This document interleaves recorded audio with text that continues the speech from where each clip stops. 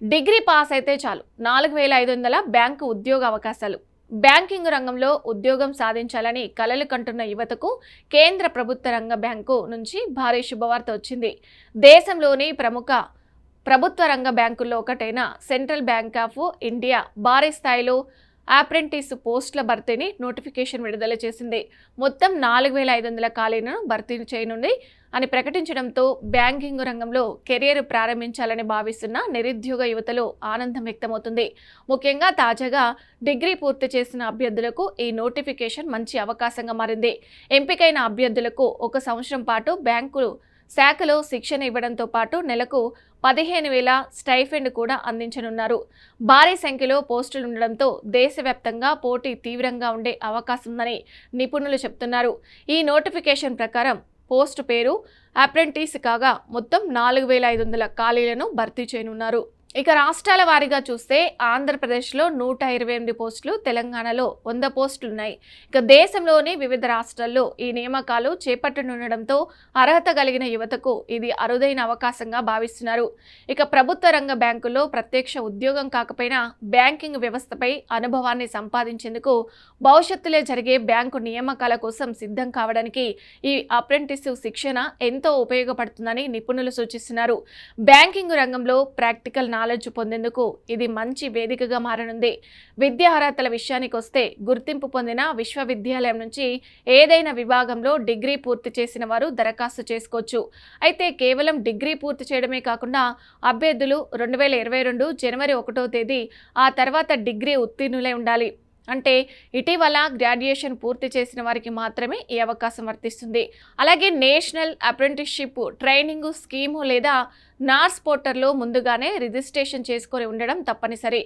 ఇక నాట్స్ పోర్టల్లో నమోదు చేయని అభ్యర్థులు అర్హులు కాదని అధికారులు స్పష్టం చేశారు. అందువల్ల దరఖాస్తు చేసుకునే ముందు నాట్స్ రిజిస్ట్రేషన్ పూర్తి చేసుకోవడం ఎంతో అవసరం.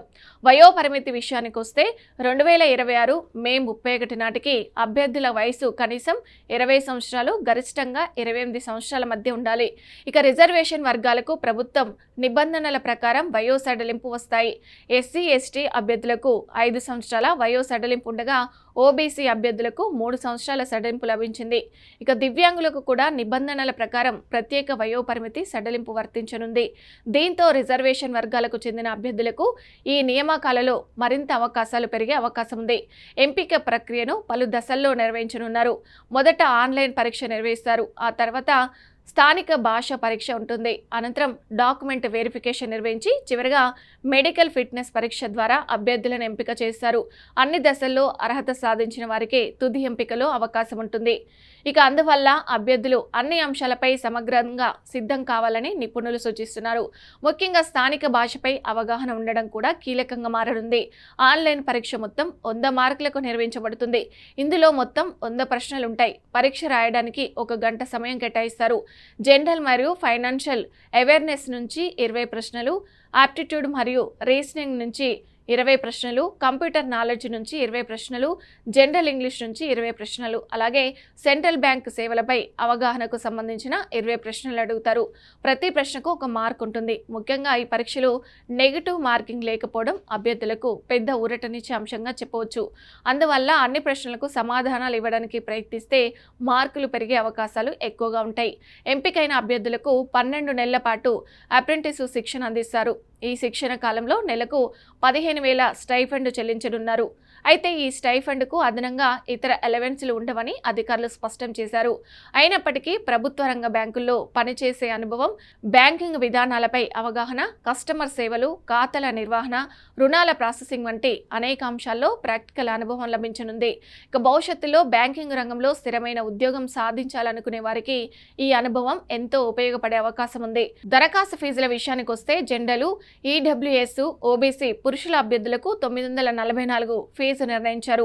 ఇక అదే జనరల్, ఈడబ్ల్యూఎస్, ఓబీసీ మహిళా అభ్యర్థులకు 708 చెల్లించాల్సి ఉంటుంది. ఇక ఎస్సీ, ఎస్టీ, దివ్యాంగులు, ట్రాన్స్జెండర్స్ అభ్యర్థులకు కేవలం 236 మాత్రమే ఫీజుగా నిర్ణయించారు.